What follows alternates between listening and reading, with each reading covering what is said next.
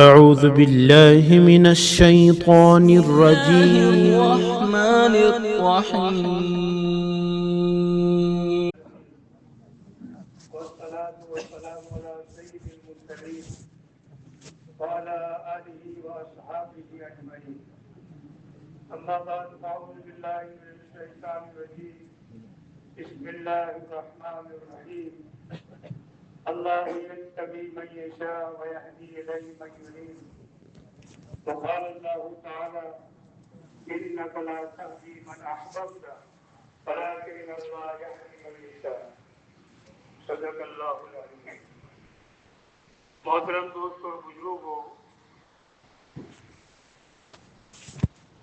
دین کی باتوں کو جتنا دھیان کے ساتھ سنیں گے تو وہ باتیں ہمیں یاد ہو جائیں گی.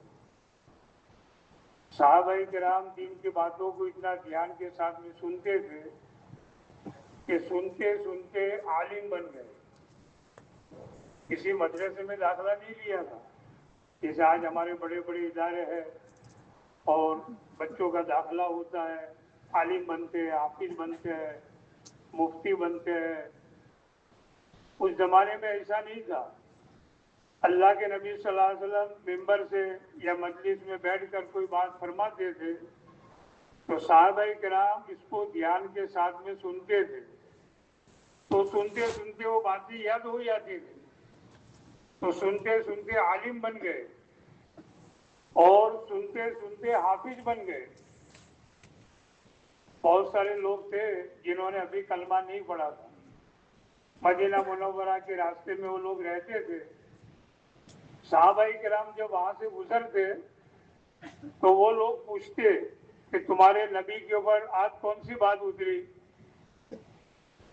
تو صحابہ کرام قرآن کی آیت پڑھتے. انہوں نے ابھی کلمہ نہیں پڑھا ہے لیکن ان آیتوں کو یاد کر لیتے تھے. جب بعد میں ان کی قوم اسلام لانے کے لیے حاضر ہوئی تو اللہ کے نبی صلی اللہ علیہ وسلم فرمایا تم میں جس کو قرآن زیادہ یاد ہو وہ تمہارا امام. انہوں نے تو پہلے سے قرآن یاد کر لیا تھا. مسلمان بننے سے پہلے اللہ نے ان کو امام بنا دیا. سبق بھی سیکھ، صداقت کا، عدالت کا، شجاعت کا. سبق بھی سیکھ، صداقت کا، عدالت کا، شجاعت کا. لیا جائے گا تجھ سے کام دنیا میں امامت کا. اللہ امام بنا دیا. سنتے سنتے حافظ بن گئے اور سنتے سنتے مفتی بن گئے. حضور صلی اللہ علیہ وسلم کے زمانے میں بہت سارے صحابہ جو ہے افتاء کا کام کرتے تھے، فتویٰ دیتے تھے. تو ہم بھی دین کی باتوں کو دھیان کے ساتھ میں سنیں. انشاءاللہ جو ہے وہ باتیں ہمیں یاد ہو جائے گی، ہمیں بھی فائدہ دے گی اور ہمارے گھر والوں کو فائدہ دے گی اور ہمارے ذریعے سے نہ معلوم کتنے لوگوں کو فائدہ دے گی. ہم اپنے مقصد کو سامنے رکھ کے ہم یہاں کیوں آئے ہیں؟ اجتماع گاہ میں جو آئے ہیں وہ یہاں کیوں آئے ہیں؟ اپنے گھر کو چھوڑا، اپنے وقتوں کو فارغ کر کے ہم یہاں پہنچے ہیں. کیا کوئی کھانے پینے کے لیے تو آئے نہیں ہے. ہماری نیت تو یہ ہے کہ ہم دین کی باتوں کو سنیں گے، اپنی زندگی میں لائیں گے، اپنے گھر والوں کو اسی کے اوپر ڈھانچے جو ہے ہم جو ہے ان کو ڈالیں گے. اسی نیت سے آئے ہیں. تو دین کی باتوں کو جتنا دھیان کے ساتھ میں سنیں گے اللہ تعالیٰ ہمیں تین باتیں بڑی بڑی، تین چیزیں بڑی بڑی ہمیں عطا فرمائیں گے. ان میں سے ایک تو جو ہے اللہ ہمیں ہدایت عطا فرمائیں گے جو دنیا میں سب سے بڑی دولت ہے. اسی لیے ہر نماز کی ہر رکعت میں ہم الحمد شریف پڑھتے ہیں اور الحمد شریف میں جو ہم دعا مانگتے ہیں وہ ہدایت کی دعا مانگتے ہیں. الحمد شریف کا پڑھنا واجب ہے. اس میں یہ دعا ہے کہ اللہ ہمیں سیدھا راستہ بتا، اہدنا الصراط المستقیم. اے اللہ ہمیں سیدھا راستہ بتا، صراط الذین انعمت علیہم، ان لوگوں کا راستہ جن پر تو نے انعام فرمایا. اور وہ کون لوگ ہیں؟ انبیاء، صدیقین، شہداء اور صالحین. ان کو جو ہدایت دی تھی وہ ہدایت ہم کو عطا فرما، ہدایت کی دعا مانگتے ہیں۔ تو معلوم ہوا کہ دنیا میں سب سے بڑی دولت ہدایت ہے۔ اگر اس سے بڑی دولت ہوتی تو اللہ ہم کو سکھاتے کہ وہ مانگو، لیکن اللہ نے کیا مانگنا سکھایا بھائی؟ ہدایت کا مانگنا سکھایا۔ ایک انسان کے پاس ہدایت کی دولت ہے اور دنیا کے کوئی اسباب نہیں ہے، تو یہ انجام کے اعتبار سے کامیاب ہے۔ اور کسی کے پاس ہدایت کی دولت نہیں ہے اور دنیا کے سارے اسباب ہو تو انجام کے اعتبار سے ناکام ہے۔ پہلے زمانے میں تاریخی شہر جو ہوتے تھے اس کے چاروں طرف دیوار ہوتی ہے۔ جیسے دہلی میں جو گئے انہوں نے لال قلعہ دیکھا ہوگا، چاروں طرف دیوار ہے۔ ایسے آگرہ کے اندر ہے، آگرہ فورٹ کہتے ہیں، ہمارے پالنپور میں بھی تھا، چاروں طرف دیوار، اور اس کے بڑے بڑے دروازے ہوتے تھے اور ان دروازوں کے نام ہوتے تھے، یہ دلی گیٹ، یہ اجمیری گیٹ، یہ فلاں گیٹ، یہ فلاں گیٹ، ایسے دروازوں کے نام۔ وہ دروازے شام کو مغرب کے وقت بند ہو جاتے تھے، پھر صبح میں کھلتے تھے۔ کوئی بڑا سا بڑا آدمی بھی آ جاوے تو وہ دروازے کھلتے نہیں تھے۔ ایک اللہ والے سفر کرتے ہوئے ان کو کسی شہر میں جانا تھا، جب وہاں پہنچے تو دروازے بند ہو چکے تھے، وہی باہر ہی ٹھہر گئے۔ صبح ہو گئی، سورج نکلا، سورج اور اوپر چڑھایا، لیکن دروازے نہیں کھلے۔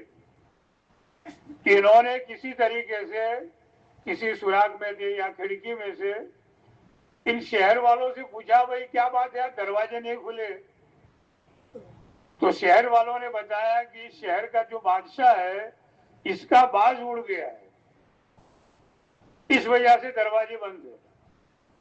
تو وہ اللہ والے جو تھے نا وہ اپنا سر پکڑ کر کے بیٹھ گئے اور اللہ سے کہنے لگے، اللہ تو نے بے وقوفوں کو حکومت دے دی، چاروں طرف دیوار ہے، اوپر تو سب کھلا ہے، اور باز جو ہے نا وہ تو اڑنے والا پرندہ ہے، کوئی چوپایا تو نہیں ہے کہ چل کر کے دروازے سے نکلے۔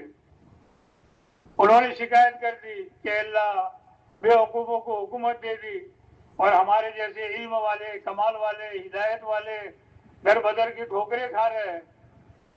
اللہ نے ان کے اوپر الہام کیا یا کشف کیا، انہیں بات کو ان کے اوپر ڈالا، ان کے اوپر بات کو کھولا کہ تم اس بات پر راضی ہو کہ تمہارے پاس جو دولت ہے وہ بادشاہ کو دے دی جاوے اور بادشاہ کے پاس جو دولت ہے وہ تم کو دے دی جاوے۔ تو بزرگ تھرا گئے اور کانپ گئے کہ اللہ بات سمجھ میں آ گئی کہ میرے پاس جو دولت ہے وہ سب سے بڑی دولت ہے، ہدایت کی دولت۔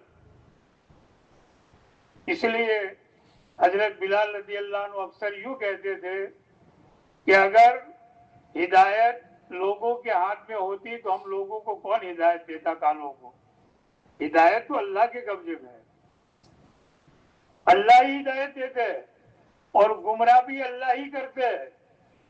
جس کے دل میں طلب پیدا ہو جاتی ہے فوراً اللہ ہدایت کا فیصلہ کر دیتے ہیں۔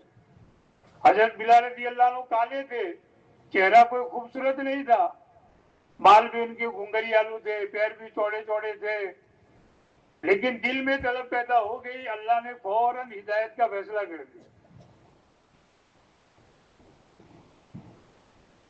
اور جس کے دل میں کوئی وعدہ خلافی کرتا ہے، جھوٹ بولتا ہے، جھوٹی قسمیں کھاتا ہے، یہ گمراہی کے اسباب ہے۔ جب یہ چیزیں پیدا ہو جاتی ہے تو اللہ اس کو گمراہ کر دیتے ہیں۔ شیطان کے ہاتھ میں نہیں ہے گمراہ کرنا، وہ تو گمراہی کی محنت کرتا ہے۔ اگر اس کے قبضے میں ہوتا گمراہ کرنا تو سب کو گمراہ کر دیتا۔ وہ تو گمراہی کے اسباب جب پیدا ہوتے ہیں، آدمی جھوٹ بولتا ہے، جھوٹے وعدے کرتا ہے، جھوٹی قسمیں کھاتا ہے، پھر اللہ اس کو گمراہ کر دیتا ہے۔ اور جس کے دل میں طلب ہوگی اللہ فوراً ہدایت کا فیصلہ کر دیتا۔ حضرت اس لیے اللہ کے نبی صلی اللہ علیہ وسلم فرماتے تھے کہ حبشہ کا پہلا بلال اور روم کا پہلا سہیل اور فارس کا پہلا سلمان اور عرب کا پہلا میں. حضرت صہیب کے دل میں طلب پیدا ہوئی, اللہ نے ان کو ہدایت دے دی. حضرت سلمان فارسی رضی اللہ عنہ پورا ایران آگ کی پوجا کرنے والا, لیکن یہ چھوٹے سے تھے, اپنا جو ہے گھر چھوڑ کے بھاگ گئے اور ایک پادری کی خدمت میں چلے گئے. جیسے اپنے اس زمانے میں مولوی صاحب کہتے ہیں, عالم صاحب کہتے ہیں, تو اس زمانے میں حضرت عیسیٰ علیہ السلام کا مذہب چل رہا تھا. عیسیٰ علیہ السلام کے مذہب کے جاننے والے جو ہوتے تھے ان کو پادری کہا جاتا تھا, راہب بھی کہتے تھے. ایک پادری کی خدمت میں پہنچ گئے. اب دیکھو ان کی طلب کتنی ہے, پیدل چل کر کے گئے, پادری کی خدمت کرتے, ان سے دین سیکھتے اور اس پر عمل کرتے. پادری کی موت کا وقت جب آیا تو انہوں نے پوچھا کہ تمہارے بعد کس کی خدمت میں جاؤ. اس پادری نے کہا کہ فلاں ملک میں جو پادری ہے وہ بڑے تقوی والا ہے. یہ پادری کا انتقال ہو گیا. اب انہوں نے پیدل سفر شروع کیا, پیدل سفر کر کے دوسرے ملک میں پہنچے اور اس پادری کی خوشامد کی, اس کی خدمت میں رہے, اس سے دین سیکھتے, اس پر عمل کرتے. اس پادری کی موت کا وقت آیا, پھر پوچھا کہ تمہارے بعد کس کی خدمت میں جاؤ. تو اس نے کہا فلاں ملک میں جو پادری ہے اس کی خدمت میں چلے جانا. اس کے انتقال کے بعد پھر پیدل سفر شروع کیا, دوسرے ملک میں پہنچے اور اس پادری کی خوشامد کی, اس کی خدمت میں رہے, خدمت کرتے, دین سیکھتے. طلب دیکھو کتنی ہے. اللہ یہ طلب ہم کو نصیب فرمائے. تعلیم ہمیشہ آگے بڑھتا رہتا ہے. اور جو قانع ہوتا ہے جس نے قناعت کر لی کہ بس بہت ہو گیا, بہت چلے ہو گئے, بہت 4 مہینے لگا دیے, بہت دن کی محنت کر لی, جس نے قناعت کر لی اس کی ترقی رک جائے گی. اور جو ناقد ہوگا, خامیاں نکالنے والا, عیب نکالنے والا, تبلیغ والوں میں عیب ہے, یہ عیب نکالے گا, اللہ اس کو محروم کر دے گا. ہمیں ناقد بھی نہیں بننا, خانے بھی نہیں بننا, اور طالب بننا ہے. طالب کو اللہ آگے بڑھاتے ہیں. حضرت سلمان فارسی رضی اللہ عنہ طالب تھے, آگے بڑھتے بڑھتے اللہ نے دیکھو کتنا آگے بڑھایا. اللہ نے لمبی زندگی دی تھی. کتابوں میں آتا ہے 250 سال, بعض جگہ پر ہے 300 سال, اور بعض جگہ پر یہ ہے کہ عیسیٰ علیہ السلام کا زمانہ بھی انہوں نے پایا. اب عیسیٰ علیہ السلام کے اور ہمارے نبی صلی اللہ علیہ وسلم کے درمیان میں کتنا فاصلہ تھا بھائی؟ 650 سال کا. تو گویا کہ 600 سال سے زیادہ ان کو عمر ملی, اتنی لمبی زندگی. آخری پادری ملا, اس کو پوچھا کہ تمہارے بعد کس کی خدمت میں جاؤ. تو اس نے کہا کہ اب کسی پادری کی خدمت میں مت جانا. اب ایک نبی آنے والے ہیں, نبی آخر الزمان حضرت محمد صلی اللہ علیہ وسلم, ان کی خدمت میں چلے جانا اور زندگی بھر ان کی بات مانتے رہنا, ان کے ہاتھ میں ہاتھ دے دینا. پادری کا انتقال ہو گیا. اس نے انتقال سے پہلے چند نشانیاں بتائی تھی نبی کی, ہمارے نبی صلی اللہ علیہ وسلم کی, کہ ان کی نشانی یہ ہوگی کہ صدقہ کا مال نہیں کھائیں گے. دوسری نشانی یہ بتائی ہدیہ قبول کریں گے. اور تیسری نشانی یہ بتائی کہ ان کے 2 کندھوں کے درمیان پشت کے حصے میں مہر نبوت ہوگی, تھوڑا سا گوشت ابھرا ہوا اور اس کے اوپر بال. اور ایک نشانی یہ بتائی کہ ان کی رہنے کی جگہ جو ہوگی وہ کھجوروں والی ہوگی. پادری کا انتقال ہو گیا. سلمان فارسی رضی اللہ عنہ ڈھونڈ رہے تھے, اتنے میں دیکھا کہ ایک قافلہ کہیں جا رہا تھا. پہلے موٹریں نہیں تھی, بسیں نہیں تھی, ریل نہیں تھی, لوگ پیدل سفر کرتے تھے اور قافلے کی شکل میں سفر کرتے تھے تاکہ کوئی لوٹ نہ لے. جیسے گودرا سے قافلہ 500 کا چلا, بیجل پور گیا تو وہاں سے 500 اور بڑھ گئے, 1000 ہو گیا. پھر آگے گئے تو اور یوں ہوتے ہوتے ہزاروں کا قافلہ ہو جاتا تھا۔ وہ ایک شاعر نے کہا ہے، میں اکیلا ہی چلا تھا جانب منزل، مگر لوگ آتے گئے کارواں بنتا گیا۔ تو سلمان فارسی رضی اللہ عنہ نے سوچا کہ لاؤ قافلہ والوں کے ساتھ میں ہو جاؤ، کھانا پانی ملتا رہے گا اور کہیں نہ کہیں نبی کا پتہ چلے گا۔ تو قافلہ والوں کے ساتھ میں ہو گئے۔ راستے میں قافلہ والوں نے غداری کی، ان کو پکڑ کر کے غلام بنایا، حالانکہ آزاد تھے، لیکن یہ کچھ بولے نہیں۔ ان کے دل میں تو ایک ہی طلب تھی کہ مجھے وہ آخری نبی ملے اور دین حق ملے۔ ان کو بیچا، جس نے خریدا تھا اس نے دوسرے کو بیچا، اس نے تیسرے کو بیچا۔ 10 آقاؤں کے ہاتھ پر وہ بکتے گئے، لیکن کچھ زبان سے بولے نہیں۔ ایک ہی طلب کہ نبی مل جائے مجھے اور دین حق مل جائے۔ آخری جس نے خریدا تھا وہ خیبر کا رہنے والا تھا۔ اب خیبر میں بھی چاروں طرف کھجوروں کے درخت تھے، ان کے مالک کا کھجور کا باغ تھا، بڑی خوشی خوشی کام کر رہے تھے کہ مانو یا نہ مانو میرے نبی اسی جگہ پر آئیں گے۔ ایک مرتبہ ان کے مالک کا ایک مہمان آیا مدینہ منورہ سے۔ مدینہ کا پہلا نام تھا یثرب، پرانا نام، یہ تو اللہ کے نبی صاحب اس کو بدل کر کے مدینہ منورہ رکھا۔ وہ مہمان رہا، دیکھا کہ غلام مضبوط ہے، بڑا امانت دار ہے، تو اپنے رشتے دار سے کہا بھائی یہ غلام تو مجھے دے دو۔ کہا کہ لے جاؤ۔ عربوں میں اور پٹھانوں میں سخاوت بہت مشہور ہے۔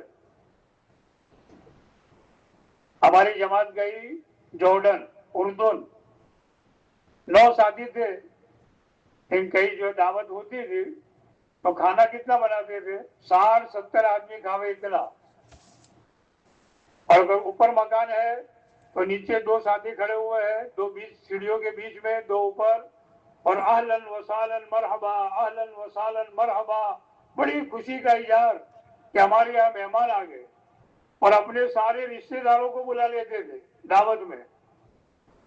تو پٹھانوں میں اور عربوں میں آج بھی سخاوت۔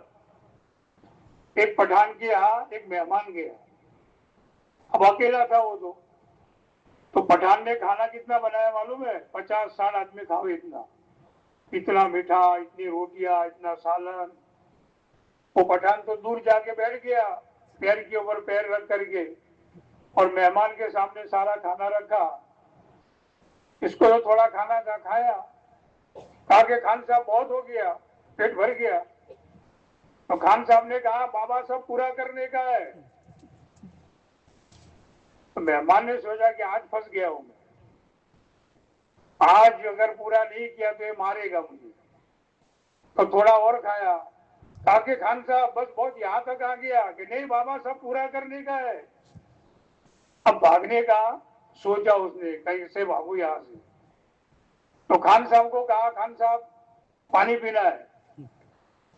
جب خان صاحب پانی لینے جائے میں یہاں سے بھاگ جاؤں، تو خان صاحب جو تھے نا الٹے پیر سے گئے، اس کی طرف دیکھتے رہے اور الٹے پیر سے جا کر کے پانی لا کے رکھا، کہ گھٹ پیا، پھر ادھر ادھر دیکھا کیا کرنے کا، تو گلاس جو تھے نا وہ لے کر کے بازو کے کمرے میں زور سے پھینکی۔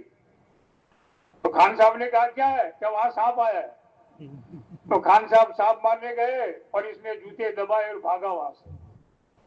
خان صاحب جو ہے اس کو کھلانا چاہتے تھے شوق سے کہ کھاوے زیادہ۔ تو عربوں میں پٹھانوں میں سخاوت بہت مشہور ہے آج بھی۔ تو ان کے رشتے دار نے کہا کہ لے جاؤ۔ تو سلمان فارسی رضی اللہ عنہ کو کہا لائے بھائی مدینہ منورہ میں۔ اب مدینہ میں چاروں طرف کھجوروں کے درخت، اب ایک کھجور کے بعد میں بڑی خوشی خوشی کام کر رہے تھے کہ میرے نبی اسی جگہ پر آئیں گے۔ طلب دیکھو کتنی ہے، اللہ ہم کو طلب نصیب فرمائے بھائی۔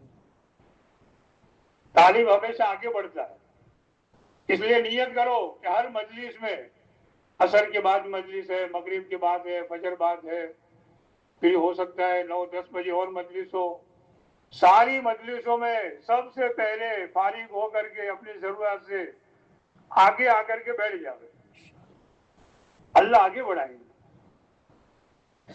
ہمارے بہت سارے بزرگوں کو دیکھا کہ ان کا سفر ہو یا کوئی بھی پروگرام ہو، آدھا پونا ایک گھنٹہ پہلے پہنچ جاتے۔ ہمارے یہاں بناسکانٹھے میں ماہی میں اجتماع تھا 89 میں، اور پورا قافلہ جو ہے دہلی بنگلے والی مسجد سے آیا ہوا تھا۔ حضرت جی رحمۃ اللہ علیہ، قاری ظہیر صاحب، میاں جی محراب صاحب، مولانا محمد عمر صاحب۔ اجتماع جب ختم ہوا، کیونکہ مولانا محمد عمر صاحب گٹھامن کے تھے، تو پورا قافلہ دعا کے بعد گٹھامن آ گیا۔ رات کو 10 بجے ٹرین تھی، رات کو کھانا کھایا، مغرب کے بعد عشاء کی نماز پڑھی۔ ابھی تو ریل کے جو ہے 1 گھنٹہ باقی تھا، سب ساتھی بیٹھے ہوئے تھے، میں بھی تھا وہاں پر۔ حضرت جی رحمۃ اللہ علیہ نے فرمایا کہ بھائی چلو، تو کسی ساتھی نے کہا کہ حضرت جی پالنپور تو 10 منٹ کا راستہ ہے، ابھی تو 1 گھنٹہ باقی ہے۔ تو حضرت نے فرمایا کہ بھائی جیسے یہاں بیٹھے وہاں جا کے بیٹھیں گے، جب ہم کو مجلس میں جڑنا ہی ہے تو پھر جو ہے پہلے سے آگے بیٹھ جائے آگے، اللہ ہمیں آگے بڑھائے گے۔ نیت کرتے ہو بھائی؟ تو سلمان فارسی رضی اللہ عنہ مدینہ منورہ میں بڑی خوشی کام کر رہے تھے۔ ایک مرتبہ کھجور کے درخت پر چڑھے ہوئے تھے اور ان کا مالک نیچے کھڑا تھا۔ اس مالک کا ایک دوست آیا، دونوں نیچے باتیں کرنے لگے۔ وہ آنے والا یوں کہہ رہا تھا کہ کچھ لوگ آئے مکہ سے اور یہاں قبا میں ٹھہرے ہیں۔ جو لوگ عمرے میں گئے، حج میں گئے، ان کو معلوم ہے مسجد قبا 4 کلومیٹر پر ہے مسجد نبی سے۔ اس میں ایک آدمی ہے، وہ یوں کہتا ہے کہ میں نبی ہوں، بس نبی کا نام سنا، اتنی طلب بڑھی کہ وہاں سے گر جائے۔ لیکن انہوں نے اپنے آپ کو سنبھالا اور آہستہ نیچے اترے اور اپنے مالک سے کہا، مالک یہ آپ کا دوست کیا کہہ رہا تھا؟ تو مالک نے ایک زور سے تماچا مارا کہ تجھے اس سے کیا کام، تو غلام اپنا کام کر۔ انہوں نے دین کے خاطر مار بھی کھائی، اپنے کام میں لگ گئے۔ رات کو تھوڑی سی کھجوریں لی اور سیدھے قبا پہنچے۔ اللہ کے نبی صلی اللہ علیہ وسلم چند صحابہ کے ساتھ بیٹھے ہوئے تھے، بیچ میں بیٹھے تھے۔ انہوں نے اندازے سے کہ یہ نبی ہوں گے، کیا کر کے کھجوریں پیش کی، میں آپ کے لیے صدقہ کا مال لایا ہوں۔ اللہ کے نبی صلی اللہ علیہ وسلم فرمایا میں صدقہ نہیں کھاتا۔ ایک نشانی معلوم ہو گئی، کوئی بات چیت نہیں، سیدھے واپس چلے آئے۔ دوسری رات کو پھر کھجوریں لی اور پھر وہاں پہنچے اور پیش کیا کہ میں آپ کے لیے ہدیہ لایا ہوں۔ اللہ کے نبی صلی اللہ علیہ وسلم نے قبول کیا، 1-2 کھجوریں کھائی اور باقی صحابہ میں جو ہے تقسیم کر دی۔ 2 نشانیاں معلوم ہو گئی۔ اب تیسری نشانی، مہر نبوت کو دیکھنے کے لیے گئے۔ ایک میت ہو گئی تھی، صحابہ کرام قبر کھود رہے تھے، اللہ کے نبی صلی اللہ علیہ وسلم تشریف فرماتے بیٹھے ہوئے تھے۔ ہوا تیز چل رہی تھی، قمیص مبارک آدھی پنڈلی تک تھا، اس میں جب ہوا بھرتی تھی تو وہ قمیص مبارک اونچا ہوتا تھا پھول کر کے۔ تو سلمان فارسی رضی اللہ عنہ بار بار پیچھے آتے تھے۔ اللہ کے نبی صلی اللہ علیہ وسلم تو روحانیت کے امام تھے، سمجھ گئے کہ مہر نبوت دیکھنا چاہتے ہیں، ان کو بلایا کہ ادھر آؤ، اور اپنا قمیص مبارک اونچا کر کے ان کو مہر نبوت دکھائی۔ بس مہر نبوت کا دیکھنا تھا کہ ان کی آنکھوں سے آنسو ٹپکنے شروع ہو گئے خوشی کے مارے۔ جس کی تلاش تھی نبی کی تلاش، نبی مل گئے اور دین حق اب ان کو ملے گا خوشی کے مارے. آدمی خوشی کے مارے بھی روتا ہے, غم کے مارے بھی روتا ہے, پاگل میں بھی روتا ہے, اور بہت ساری وجوہات ہوتی ہے. پھر انہوں نے اپنا پورا قصہ اللہ کے نبی صلی اللہ علیہ وسلم کو سنایا. اللہ کے نبی صلی اللہ علیہ وسلم نے ان کے غم کو دور کرنے کے لیے کیا فرمایا؟ سلمان منا اہل البیت, کہ سلمان تو میرے گھر والوں میں سے ہے, میری فیملی کے جو افراد ہیں ان میں سے ایک یہ بھی ہے سلمان. بھئی ہمارے یہاں پر گرمی کے موسم میں ہمارا کوئی تعلق والا, کوئی رشتہ دار سفر کر کے آوے اور کنڈی کھٹکھٹاوے, ہم نے دروازہ کھولا کہ وہ تو ہمارے رشتہ دار ہے, ہمارے تعلق والے ہیں, تو ہم ان کا جو ہے استقبال کرتے ہیں. گجراتی میں کیا کہتے ہیں؟ پلے پدھارو, اور اردو میں فارسی میں کہتے ہیں خوش آمدید, عربی میں کہتے ہیں اہلاً وسہلاً مرحبا, اور انگریزی میں کہتے ہیں ویلکم.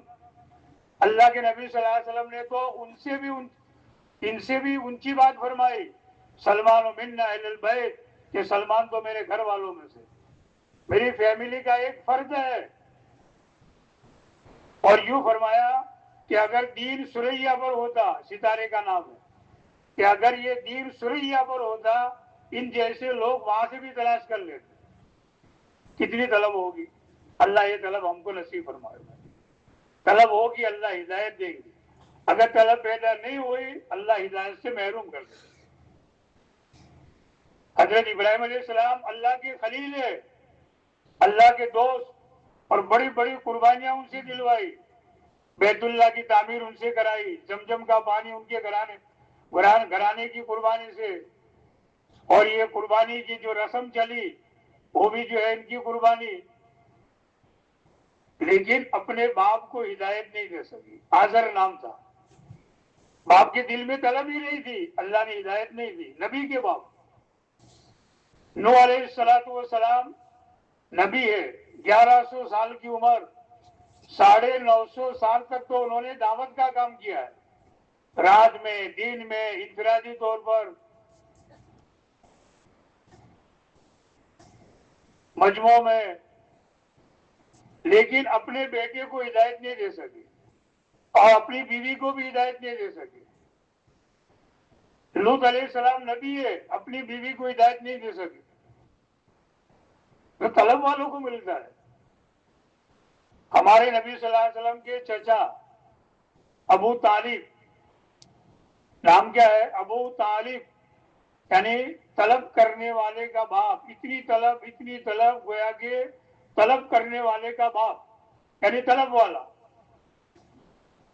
نام ہے ابو طالب. اور ہمارے نبی صلی اللہ علیہ وسلم کی 42 سال تک خدمت کی ہے, 40 اور 2 42 سال. آخری وقت تھا, ہمارے نبی صلی اللہ علیہ وسلم سرانے بیٹھے ہوئے ہیں. اور کون سے نبی؟ سارے نبیوں کے امام, سارے نبیوں کے سردار. اگر آپ کو پیدا کرنے کا اللہ کا جو ہے مقصد نہ ہوتا تو اللہ پوری کائنات کو نہ بناتے. اندر سے بے چین ہے, دعائیں کر رہے ہیں, اور اپنے چچا سے کہہ رہے ہیں چچا میرے کان میں چپکے سے کلمہ پڑھ دو, کسی کو سنانے کی ضرورت نہیں ہے, تاکہ میں حشر کے دن آپ کی ایمان کی گواہی دے سکوں. چچا کے دل میں طلب ہی نہیں تھی. قرآن کی آیت اتر گئی, اِنَّكَ لَا تَهْدِي مَنْ أَحْبَبْتَ وَلَكِنَّ اللَّهَ يَهْدِي مَن يَشَاءُ, کہ ہمارے پیارے نبی صلی اللہ علیہ وسلم آپ جس کو چاہو اس کو ہدایت نہیں دے سکتے, ہدایت تو ہمارے قبضے میں ہے. ایک تو جو ہے دین کی باتوں کو ہم طلب کے ساتھ میں سنیں گے, اللہ ہمیں ہدایت دیں گے. نیت کرو انشاءاللہ طلب کے ساتھ میں سنیں گے. اور دوسری چیز کیا ملے گی دین کی بات سننے پر؟ اللہ ہماری مغفرت کر دے گی. ہدایت جو ہے نا دنیا کے اعتبار سے سب سے بڑی دولت, اس سے بڑی کوئی دولت نہیں ہے. اور آخرت کے اعتبار سے سب سے بڑی دولت جو ہے مغفرت ہے. جس کی مغفرت ہو گئی ہمیشہ کے لیے کامیاب.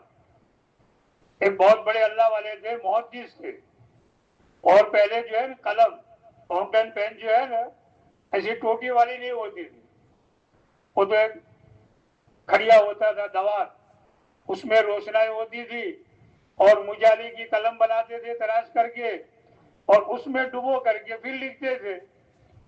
تو قلم کو ڈبو کر کے لکھنے جا رہے تھے اور ایک مکھی آ کر اوپر بیٹھ گئی لوگ پر روشنائی پینے کے لیے. انہوں نے قلم کو روک دیا، اس کی پیاس بجھ گئی، اڑ گئی.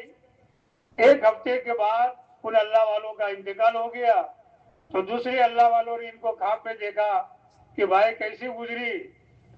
انہوں نے کہا کہ اللہ نے مجھے اپنے سامنے کھڑا کیا اور یہ کہا کہ ہماری ایک ادنا مخلوق کی پیاس کو تم نے بجھایا تھا، ہم تمہاری بخشش کرتے. زندگی بھر کی ان کی اعمال ایک طرف اور ایک ادا اللہ کو پسند آ گئی، بخشش ہو گئی، ہمیشہ کے لیے کامیاب. مغفرت کا کیا معنی؟ پوری زندگی کی چھٹی، جو غلط سلط جو اوندا سیدھا کیا سب معاف، اس کا نام ہے مغفرت. یہ دن کی مجلس جو لگی ہے ابھی فرشتوں نے گھیر رکھی ہے اوپر تک، جو ہمیں دکھائی نہیں دیتے، اور ہر مجلس میں یہی ہوگا. اور مجلس جب ختم ہوتی ہے پھر سب کی بخشش ہو جاتی ہے. کتنی بڑی دولت ہے بھائی. تو دین کی مجلس میں ایک تو دولت یہ ملے کہ ہماری بخشش ہو جائے. پہلے جو امتیں تھی ان کے اندر رہبانیت یہ جو ہے جائز تھی، یعنی آدمی گھر بار چھوڑ کر کے کسی جو ہے تنہائی کے جگہ پر جا کر کے عبادت میں مشغول ہو جاؤ. اس امت میں رہبانیت جائز نہیں ہے. آدمی بال بچوں کو بھی سنبھالے، کاروبار بھی کرے اور ساتھ ساتھ عبادت بھی کرے اور جو دعوت کی محنت ہے وہ بھی کرے، سب کو لے کر چلے. تو پہلے زمانے میں ایک حافظ صاحب تھے، ان کے دل میں یہ داہیہ اٹھتا تھا کہ تنہائی کی جگہ پر جا کر اللہ کی خوب عبادت کرو. ایک دن انہوں نے کاروبار وغیرہ سب بال بچوں کے نام پر کر دیا اور ایسی جگہ ڈھونڈی انہوں نے دریا کے بیچ میں، ٹاپو جزیرہ، کہ وہاں کوئی نہ جا سکے ایسا جزیرہ. اور ایک چھوٹا سا جھوپڑا بنایا اور اللہ کی عبادت شروع کر دی. کوئی دھیان بٹانے والا نہیں. یہاں گھر پر تو دیکھو کتنے دھیان بٹانے والے ہوتے ہیں. جماعت میں جاؤ نا کوئی دھیان بٹانے والا نہیں آئے گا. کوئی نہیں آئے گا کہ گھر میں آٹا ختم ہو گیا ہے، تیل ختم ہو گیا ہے. قاری ظہیر صاحب تھے نظام الدین میں، بہت بڑے اللہ والے تھے. جماعتوں کی کارگزاری وہی اکثر لیتے تھے. ایک مرتبہ انہوں نے سنایا کہ ایک آدمی دکان سے آیا. اب دکان کوئی بڑی دکان ہوتی ہے نا تو اس کی چابیاں بھی کئی ہوتی ہے، لمبی لمبی چابیاں، اندر کے لوگ بھی ہوتے ہیں. تو وہ ساری چابیاں جو ہے گھر پر آ کر مغرب کے وقت زور سے گھر میں پھینکی. گھر والوں سے کہا کہ یہ چابیاں رکھ لو اور وہ سالن کی دیگچی جو ہے نا اس کو بھی چولہے پر رکھ دو گرم کرنے کے لیے، میں اب بھی نماز پڑھ کے آیا. اب مسجد میں گیا، وہاں جماعت آئی ہوئی تھی، بات چل رہی تھی. اس نے جیسے سلام پھیرا، پہلے تو استقبال میں دو ساتھی کھڑے رہتے تھے مضبوط، تو جیسے سلام پھیرا کندھے پر ہاتھ رکھا کہ بھائی صاحب بات ہو رہی ہے بیٹھ جاؤ بہت فائدہ ہوگا. بیٹھ گیا. وہ ایسا پیر پکڑ کر کے بیٹھا تھا. آدھا گھنٹہ بات ہوئی، پھر تشکیل ہوئی، کوئی نام آیا نہیں. امیر صاحب کھڑے ہوئے، بھائی قریب قریب آ جاؤ. یوں کر کے سب کو جمع کیا. کاغذوں کو جنت میں یہ ہوگا یہ ہوگا یہ ہوگا. تو قاری صاحب کہتے تھے کہ وہ آدمی بیٹھے بیٹھے کیا سوچ رہا ہوگا معلوم ہے؟ جو پیر پکڑ کے بیٹھا تھا کہ جنت میں تو ہوگا ہوگا، میری دیگچی کا کیا ہوگا جو چولہے پر رکھوا کے آیا تھا. سمجھ میں آ رہا ہے بھائی؟ آپ جماعت میں جاؤ گے کوئی بلانے نہیں آئے گا کہ تیل ختم ہو گیا، آٹا ختم ہو گیا. نیت تو کرو انشاءاللہ جائیں گے سب. تو جھوپڑا بنایا انہوں نے، جو ہے عبادت شروع کر دی. اللہ نے ایک چشمہ نکالا وہاں سے. دریا کا پانی جو ہے کھاری ہوتا ہے، میٹھا پانی، اور ایک انار کا درخت لگا دیا. ابھی صاحب انار کھاتے تھے، پانی پیتے تھے، 500 سال عبادت کی. علامہ سعید رحمت اللہ نے قصہ لکھا ہے. 500 سال کوئی دھیان بٹانے والا نہیں. اب جب موت کا وقت آیا تو انہوں نے دعا مانگی کہ دو دعائیں مانگی۔ ایک تو دعا یہ مانگی کہ اللہ میں سجدے میں جاؤں اس وقت فرشتہ میری روح قبض کرے، اور میری لاش کو، دوسری دعا یہ مانگی کہ میری لاش کو قیامت تک اسی حالت میں رکھنا، سجدے کی حالت میں۔ اللہ کے نبی صلی اللہ علیہ وسلم نے خبر دی ہے کہ وہ عابد صاحب آج بھی سجدے کی حالت میں ہے۔ اللہ نے ایسی جھاڑی لگا دی ہے کہ وہاں کوئی جانور بھی نہیں جا سکتا، کوئی انسان بھی نہیں جا سکتا۔ حشر کے میدان میں اللہ کھڑا کریں گے اور فرشتوں سے حکم ہوگا کہ فرشتوں میرے اس عابد کو میرے فضل سے جنت میں داخل کر دو۔ عابد صاحب کہیں گے اللہ آپ کے فضل سے نہیں، میں نے تو 500 سال عبادت کی ہے،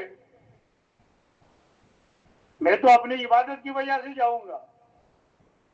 اللہ فرشتوں کو فرمائیں گے کہ اس عابد کو لے جاؤ اور جہنم سے اتنا دور کہ 500 سال کا راستہ ہو، اتنے دور سے گزارو ان کو۔ تو عابد صاحب کو لے جائیں گے، اتنے دور سے گزاریں گے، وہ جہنم کی گرمی، وہاں کی تپش، وہاں کی لو عابد صاحب کو ایسی لگے گی کہ ان کی زبان باہر آ جائے گی پیاس کے مارے۔ اتنے میں ایک ہاتھ، اس میں گلاس، عابد صاحب پانی پینے کے لیے دوڑیں گے، ایک یہ بھی آواز آئے گی کہ یہ پانی مفت نہیں ملتا، اس کی قیمت ہے۔ عابد صاحب پوچھیں گے کیا قیمت؟ کہا کہ 500 سال کی مقبول عبادت۔ کہا میرے پاس ہے، تو 500 سال کی عبادت دے دیں گے اور ایک گلاس پانی پی لیں گے۔ پھر فرشتے حاضر کریں گے اللہ کے پاس۔ اللہ فرمائیں گے وہ عابد تیری 500 سال کی عبادت سے میں بے نیاز ہو گیا، اب تو تیرے پاس ہے ہی نہیں۔ میں نے تیری آنکھیں بنائی تھی، اس میں کالی پتلی بنائی تھی، تو دنیا کی ساری چیزوں کو دیکھتا تھا، اس کا حساب لا۔ 500 سال میٹھا پانی پیا، چشمے کا جو نکلتا تھا وہ، اس کا حساب لا۔ 500 سال انار کھائے، اس کا حساب لا۔ اب یہ سب پکڑ میں آ جائیں گے اور کہیں گے اللہ آپ کے فضل سے جنت میں جا سکتا ہوں۔ اللہ فرمائیں گے میرے فضل سے جنت میں داخل کر دو، یہ بخشش ہو گئی۔ عائشہ رضی اللہ عنہا نے جب یہ بات سنی تو اللہ کے نبی صلی اللہ علیہ وسلم نے فرمایا کہ اللہ کے نبی صلی اللہ علیہ وسلم آپ بھی اللہ کے فضل سے جاؤ گے؟ کہا کہ ہاں میں بھی اللہ کے فضل سے جنت میں جاؤں گا۔ اتنی بڑی دولت ہم کو دین کی مجلس میں مل رہی ہے، آسانی کے ساتھ میں، بخشش، مغفرت۔ نیت کرو انشاءاللہ ہر مجلس میں، اور خالی یہاں پر نہیں، اپنی مسجد میں تعلیم ہوتی ہو نا تو وہاں بھی فرشتے آتے ہیں، اپنے گھر میں تعلیم ہوتی ہو وہاں بھی فرشتے آتے ہیں، وہاں بھی بیٹھ جاوے، جہاں موقع ملے اپنے آپ کو بٹھاوے، ہماری بخشش ہو جائے گی۔ بیٹھو کہ بھائی۔ اور تیسری چیز کیا ملے گی معلوم ہے؟ دھوکہ کھلتا ہے، حقیقت سامنے آتی ہے، تیاری کا موقع ملتا ہے۔ اس دنیا کو اللہ دھوکہ فرما رہے ہیں قرآن میں جگہ جگہ پر، وَمَا هَٰذِهِ الْحَيَاةُ الدُّنْيَا إِلَّا مَتَاعُ الْغُرُورِ، کہ دنیاوی زندگی دھوکے کا سامان ہے۔ کبھی تو اللہ فرماتے ہیں دنیاوی زندگی کھیل کود، لہو و لعب، کھیل کود ہے، اور کبھی تو اللہ یہ فرماتے ہیں کہ دنیاوی زندگی آخرت کے مقابلے میں بہت تھوڑی ہے۔ جس کو اللہ تھوڑا کہتے وہ کتنا ہوگا بھائی؟ یہ پوری دنیا اللہ کے نزدیک ایک مچھر کا پر بھی نہیں ہے۔ ابھی ہمارے پاس جو مکان ہے، جو دکان ہے، جو کاروبار ہے، تو اس پر کا کون سا حصہ ہوا بھائی؟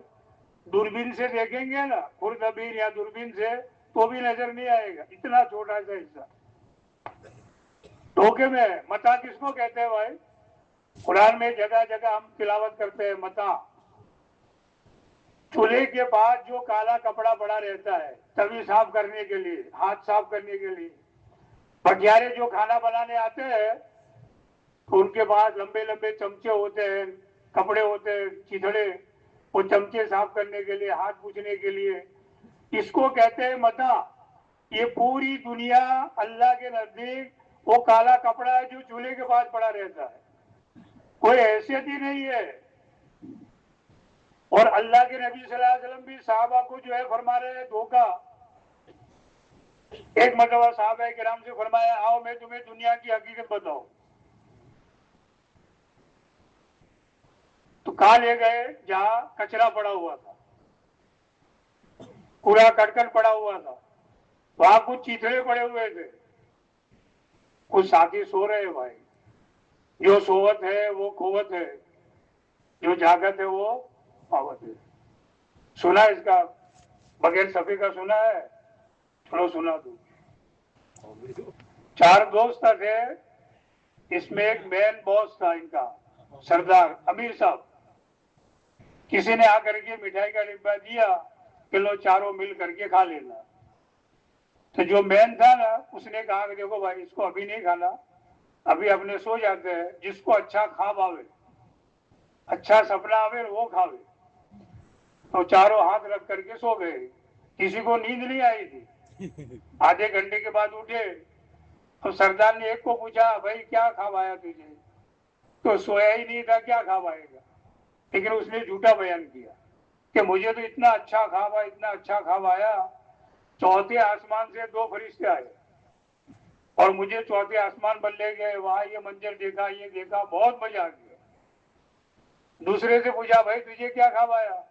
کہ مجھے تو اس سے اچھا خواب آیا، میرے پاس 5ویں آسمان سے فرشتے آئے اور 5ویں آسمان پر لے گئے، وہاں یہ منظر، بہت مزہ آ گیا. تیسرے سے پوچھا بھائی تجھے کیا خواب آیا؟ کہ مجھے تو ان دونوں سے اچھا خواب آیا، مجھے تو 6ٹھے آسمان پر لے گئے، وہاں یہ منظر، بہت مزہ آ گیا. پھر ان تینوں نے مل کر کے سردار سے پوچھا کہ سردار آپ کو کیا خواب آیا؟ کہ بھائی مجھے تو پوچھو مت، بہت برا خواب آیا. کیا ہے تو بتاؤ. کہا کہ 2 آدمی آئے ڈنڈے لے کر کے اور مجھے زور سے 2 ڈنڈے مارے کہ وہ پری مٹھائی کھا جا. میں نے کہا نہیں میرے ساتھی سب سوئے ہوئے، سب ساتھ میں کھائیں گے. تو انہوں نے 2 ڈنڈے اور مارے، زبردستی کھلا دی، یہ اٹھ کے کھا گیا تھا. پھر ان تینوں نے کہا کہ سردار جب وہ ڈنڈے مار رہے تھے تو ہم کو جگانا تھا، آپ کی مدد کرتے. کہا کہ میں نے تو بہت آواز لگائی، بہت آواز، تم لوگ یہاں تھے ہی نہیں، تم تو 4تھے 5ویں 6ٹھے آسمان پر تھے. تو جو سوت ہے وہ قوت ہے، جو جاگت ہے وہ پاوت ہے. ایک جگہ جماعت گئی تو ایک عورت نے اپنے شوہر کو بھیجا کہ جاؤ مسجد میں جماعت آئی، بات سن کر کے آؤ. جب اس کی بھیجا تھا تو آ کر کے مجلس میں سو گیا، جھونکے مارنے لگا. اور جب تشکیل چالو ہوئی نا تو اس کی آنکھ کھلی. تشکیل میں تو کیا کہتے ہیں بھائی بولو، ہمت کرو، یہی کہتے ہیں. جب گھر گیا بیوی نے پوچھا کیا سن کے آئے؟ کہ وہ تو کچھ بولتے نہیں تھے، وہ تو کہتے تھے بولو بھائی بولو. وہ تو پورے بیان میں سو گیا تھا. دھیان کے ساتھ سننا ہے، سنو گے انشاءاللہ. تو وہاں چیتڑے پڑے ہوئے تھے، کچھ ہڈیاں پڑی ہوئی تھی، کچھ کھوپڑیاں پڑی ہوئی تھی، گندگی پڑی ہوئی تھی. اللہ کے نبی صلی اللہ علیہ وسلم فرمایا یہ ہے دنیا کی حقیقت. یہ چیتڑے جو پڑے وہ بہترین لباس جس کو لوگ پہن کر کے اترا کر کے چلتے تھے، آج اس حال میں ہے کہ ہوا ادھر سے ادھر کر رہی ہے. اور یہ ہڈیاں جو پڑی ہے ان جانوروں کی ہڈیاں ہے جس پر بیٹھ کر کے عقل مکل کے ساتھ میں چلتے تھے، آج ان کا کوئی پرسانی حال نہیں ہے. اور یہ کھوپڑیاں جو پڑی ہے وہ انسانوں کی کھوپڑیاں ہے جنہوں نے یہ پلان بنایا تھا 20 سال کا، آئندہ سال یہ کرنا ہے، پر سال یہ کرنا ہے، 10 سال کے بعد، 20 سال کے بعد جو سارا پلان بنایا تھا وہ سب فیل ہو گیا. آج اس حال میں ہے کہ ادھر سے ادھر ٹھوکر کھا رہی ہے. اور یہ گندگی جو پڑی ہے وہ بہترین کھانے جس کی خوشبو دور سے آتی تھی، آج اس کا نتیجہ یہ ہے کہ لوگ یہاں سے ناک بند کر کے جا رہے ہیں. یہ ہے دنیا کی حقیقت. جب صحابہ کرام کے سامنے دنیا کی حقیقت آئی تو صحابہ کرام جو ہے بہت روئے. ایک مرتبہ صحابہ کرام ساتھ میں تھے، اللہ کے نبی صلی اللہ علیہ وسلم کے ساتھ میں، ایک بکری کا بچہ مرا ہوا کسی نے پھینک دیا تھا. اللہ کے نبی نے فرمایا بھائی اس کی کیا قیمت ہو سکتی ہے؟ صحابہ نے کہا رسول اللہ اس کی کیا قیمت؟ اس کے مالک نے خود اس کو پھینک دیا ہے، اس کی کیا قیمت ہو سکتی؟ اللہ کے نبی نے فرمایا کہ دنیا اس سے بھی زیادہ بھی حقیقت اللہ کے نزدیک کوئی قیمت نہیں ہے، کوئی اس کا ویلیو نہیں ہے. تو اللہ بھی فرما رہے ہیں دھوکہ اور اللہ کے نبی صلی اللہ علیہ وسلم بھی فرما رہے دھوکا، پھر دھوکا سمجھ میں آئے گا کب؟ حقیقت جب سامنے آتی ہے تو دھوکا سمجھ میں آ جاتا ہے۔ دیکھو ایک آدمی سو رہا ہے اور اچھا خواب دیکھ رہا ہے، اچھے محل میں سویا ہوا ہے، بڑھیا کھانا کھا رہا ہے، یا چناؤ میں کھڑا تھا جیت گیا، لوگ پھول ہار چڑھا رہے ہیں، لمبی لمبی گاڑیاں استقبال میں کھڑی ہے، بہت خوش ہو رہا ہے، لیکن کوئی جرم کیا تھا، سرکاری آدمی آئے، زور سے 2 ڈنڈے مارے اور اٹھایا اور ہاتھ کڑی کر کے پکڑ کے لے جانے لگے۔ اب وہ راستے میں سوچتا ہے کہ جو خواب کے اندر میں مزہ لے رہا تھا، بہترین کھانا کھا رہا تھا اور چناؤ میں جیت گیا تھا، لوگ پھول ہار چڑھا رہے تھے، اور جو میں خوش ہو رہا تھا یہ سب دھوکا تھا، اور یہ ڈنڈے کھائے یہ حقیقت ہے۔ حقیقت سامنے آئے تو دھوکا سمجھ میں آ گیا نا بھائی۔ اسی طریقے سے ایک آدمی سو رہا ہے اور ڈر رہا ہے، برا خواب دیکھا، کوئی سانپ آ گیا، اب وہ بھاگ رہا ہے، بھاگ بھی نہیں سکتا، یا کئی چہرے والا آدمی آ گیا، کئی ہاتھ ہے کئی چہرے ہیں، اب بولنا چاہتا ہے بول نہیں سکتا، جیسے سینے پر کسی نے پتھر رکھ دیا ہو، یا کوئی کنواں سامنے آ گیا اور کنویں کے اندر گرنے کے قریب ہے، آدمی چیخے مار رہا ہے۔ اس میں بھی بہت سارے ساتھی 4 پیسے گرے ہوں گے بھائی، گرے تھے، میں بھی خود گرا ہوں، پورا خواب دیکھتے دیکھتے 4 پیسے گر جاتے ہیں۔ ایسا برا خواب کوئی دیکھ رہا تھا، لیکن بیوی نے کندھا پکڑ کر کے ہلا کر کے اٹھایا، ناشتہ دیا رہے، اٹھو ناشتہ دیا رہے، اور وہ ناشتہ آملیٹ اور پاپلیٹ بہترین ناشتہ ہے، اس کا تو سانس پھولا ہوا تھا، پسینہ نکل رہا تھا۔ اب وہ ناشتہ کرتے کرتے سوچ رہا ہے کہ جو میں خواب میں ڈر رہا تھا وہ دھوکا تھا، اور یہ ناشتہ کر رہا ہوں یہ حقیقت ہے۔ حقیقت سامنے آئی تو دھوکا خود بخود سمجھ میں آ گیا۔ تو اللہ دنیا کو دھوکا کہہ رہے ہیں، اللہ کے نبی صلی اللہ علیہ وسلم دھوکا سمجھا رہے ہیں، تو یہ دھوکا سمجھ میں آئے گا کب؟ اس کی 2 جگہ ہے، کتنے بھائی؟ 2 جگہ ہے۔ ایک تو موت کے وقت دھوکا سمجھ میں آ جائے گا۔ فرعون جو تھا نا پوری زندگی کیا کہتا رہا؟ انا ربکم الاعلی، کہ سب سے بڑا رب میں ہوں، اپنے آپ کو رب کا دعویٰ کر دیا تھا اس نے، لیکن جب موت آئی تو کیا کہتا ہے؟ میں بنی اسرائیل کے رب پر ایمان لے آیا۔ موسیٰ علیہ السلام کا نام بھی نہیں لیتا، حسد میں، عناد میں، ہارون علیہ السلام کا نام بھی نہیں لیتا، اور کیا کہہ رہا ہے؟ بنی اسرائیل کے رب پر ایمان لے آیا۔ ایک عورت کے شوہر کا نام تھا رحمت اللہ، کیا نام تھا بھائی؟ رحمت اللہ۔ ایک مرتبہ ان بن ہو گئی دونوں کی، بیوی نے سوچا کہ ان کا نام ہی نہیں لینا، اب نماز میں سلام تو پھیرنا پڑے گا نا بھائی، السلام علیکم ورحمت اللہ کہنا تو پڑے گا۔ اب وہ عورت کیا کہتی تھی؟ السلام علیکم منع کے ابا۔ تو یہ فرعون بھی ایسا ہی کرتا ہے، موسیٰ علیہ السلام کا نام نہیں لیتا، ہارون علیہ السلام کا نام نہیں لیتا، بنی اسرائیل کا نام لے رہا ہے۔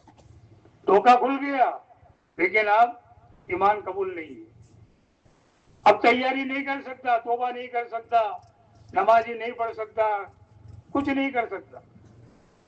اور ایک دوسری جگہ ہے کہ اگر ہم اپنی نسبت دعوت کے ساتھ میں کرتے ہیں، تعلیم میں بیٹھنے لگے، گشتوں میں پھرنے لگے، 3 دن جماعت میں، چلے میں، 4 مہینے میں ایسے جانے لگے، دھوکا کھلتا جائے گا، حقیقت سامنے آتی جائے گی اور تیاری کا موقع ملے گا۔ مولانا محمد عمر صاحب پالنپوری رحمت اللہ علیہ شروع میں بمبئی میں ایک مسجد میں امامت کراتے تھے، منگلی کندوری والی مسجد۔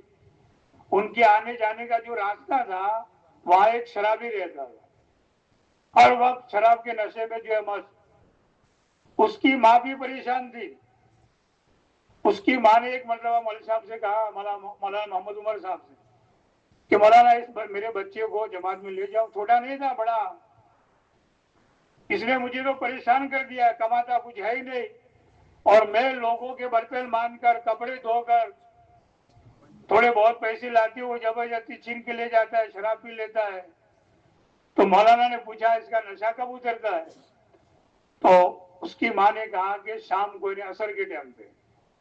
مولانا 2 ساتھیوں کو لے کر اس کی تشکیل کے لیے پہنچ گئے، تھوڑی بات کی، اس کا دھیان بنایا اور کہا بھائی 3 دن ہمارے ساتھ لگا لیں۔ تو اس نے کہا کہ مولانا 3 دن تمہارے ساتھ میں لگاؤ، لیکن میری ایک شرط ہے۔ مولانا نے کہا کیا شرط ہے؟ کیا بوتل ساتھ میں رکھوں گا، شراب کی بوتل ساتھ میں۔ مولانا نے کہا کہ بھئی ہماری بھی ایک شرط ہے۔ اس نے کہا کیا شرط ہے؟ کہ وہ بوتل جو ہے سنڈاس میں رکھنی پڑے گی، بیت الخلا میں۔ اس کو اٹھا کر کے لے گئے، بوتل بیت الخلا میں رکھوا دی اور اس کو مسجد کے سان میں سلایا۔ اس کا نشہ جب برابر اتر گیا پھر اس کا منہ برابر صاف کرایا، وضو کرایا اور ملاقاتوں میں ایسا گھمایا تھکایا کہ عشاء کے بعد پینے کی تو کیا نوبت آوے، اس کو خود کو معلوم نہیں کہ یہ خود بسترے پر گیا ہے، پہلے نیند آ گئی، سو گیا ہو، اگلے حصے میں سویا تھا اور مولانا محمد عمر صاحب پیچھے سوئے تھے مسجد میں۔ رات کو آدھی رات گزری ہوگی اور پوری مسجد گونج رہی تھی، کوئی رو رہا تھا۔ مولانا نے چادر اٹھا کر دیکھا تو وہی شرابی رو رہا تھا، پہلی زندگی سے توبہ مانگ رہا تھا اور نئی زندگی بنانے کا عزم کر رہا تھا۔ مولانا چپکے سے وہاں سے اٹھے اور جا کر کے وضو کیا اور آہستہ آہستہ چور کی چال سے اس کے پیچھے آ کر کے بیٹھ گئے۔ وہ اللہ کے سامنے رو رہا تھا، مانگ رہا تھا، توبہ کر رہا تھا۔ مولانا اس کی دعا پر آہستہ سے آمین کہہ رہے تھے۔ میں نے اپنے کانوں سے کئی مرتبہ مولانا کی زبان سے سنا کہ میں اس لیے بیٹھا تھا کہ اللہ کی رحمت اس کی طرف متوجہ تھی، میں چاہتا تھا کہ اللہ کی رحمت کا ایک چھینٹا میرے اوپر پڑ جائے اور میرا بیڑا پار ہو جائے۔ اتنے بڑے اللہ والے اور ایک شرابی کی دعا پر آمین کہہ رہے ہیں۔ ہم بھی نیت کریں انشاءاللہ جہاں بھی دعا ہوگی ہم دعاؤں میں شریک رہیں گے انشاءاللہ۔ یہ موقع ہوتے ہیں اجتماع کے جہاں عمومی ہدایت ملتی ہے، ہزاروں لاکھوں کو اجتماع میں آئے، جان صاف ہو گیا اور اللہ کے ولی بن گئے۔ اس لیے اللہ نے ہم سب کو توفیق دی آنے کی۔ اب چند جو ہے مجلسیں ہوگی، عصر کے بعد، مغرب بعد، فجر بعد، پھر آخری مجلس تو جو ہے 9-10 بجے ہوگی، دعا ہو جائے گی۔ کل تو ہمارے زور سے پہلے فارغ ہو جائیں گے۔ جب اسی مقصد کے لیے آئے ہیں تو سب سے پہلے آگے آ کر بیٹھنے کی کوشش کریں گے انشاءاللہ۔ تو دین کی مجلس میں جب بیٹھتے ہیں نا تو یہ 3 بڑی بڑی باتیں، ایک تو اللہ ہدایت دیتا ہے جو سب سے بڑی دولت دنیا کے اعتبار سے، اس سے بڑی کوئی دولت نہیں ہے۔ دوسری چیز مغفرت جو آخرت کے اعتبار سے سب سے بڑی دولت، اور تیسری چیز دھوکہ کھلتا ہے، آخرت کی تیاری کا موقع ملتا ہے۔ طفیل بن عمر دوسی بہت بڑے کامل آدمی تھے اور شاعر آدمی تھے، عربی کے شاعر بڑے آدمی تھے۔ مکہ میں ایک دستور تھا کہ کوئی آدمی باہر سے آتا تھا تو اس کے کان بھرتے تھے، یعنی اس کو بھڑکاتے تھے کہ دیکھو مکہ میں محمد نام کا ایک آدمی ہے صلی اللہ علیہ وسلم، ان کی بات مت سننا، جادوگر ہے، کاہن ہے، مجنون ہے، ایسی ایسی باتیں کہتے تھے کہ وہ آنے والا طے کر لیتا تھا کہ ان کی بات نہیں سننی۔ اب اتنے بڑے آدمی آنے والے تھے طفیل بن عمر دوسی، تو ایک مجمع گیا ان کو بھڑکانے کے لیے اور ان کا استقبال کیا اور اتنے کان بھرے ان کے، یعنی اتنا بھڑکایا کہ طفیل بن عمر دوسی نے روئی لے کر کے اپنے کانوں میں ٹھوس دیا کہ کوئی بات ان کی جو ہے میرے کان میں نہ پڑے۔ اب مکہ میں رشتہ داروں کے یہاں جاتے تھے، سب جگہ پھرتے تھے، لیکن ہمارے نبی صلی اللہ علیہ وسلم کی بات نہیں سنتے تھے۔ ایک مرتبہ بیت اللہ میں ہمارے نبی صلی اللہ علیہ وسلم کو نماز پڑھتے ہوئے دیکھ لیا۔ اب نماز جو ہے نا ایک ایسا عمل ہے کشش والا، یہ تو ہم پرانے مسلمان ہیں، اس وجہ سے ہم کو کشش معلوم نہیں ہوتی، ورنہ آپ دیکھ لو جماعت یہ اللہ کے راستے میں جاتی ہے، پہلے کوئی بڑا اسٹیشن آتا تھا تو وہاں اتر کر کے جماعت کے ساتھ میں نماز پڑھتے تھے، تو ریل میں بیٹھے ہوئے وطن بھائی کھڑکی میں سے دیکھتے تھے کہ کیا کر رہے ہیں، اور ان کو کشش معلوم ہوتی تھی کہ ایک آدمی جھکتا ہے تو سارے جھک جاتے ہیں، ایک آدمی جو ہے نیچے جاتا ہے سب نیچے جاتے ہیں، وہ کھڑا ہوتا ہے سب لائن سر کھڑے ہوئے ہیں، بڑی کشش۔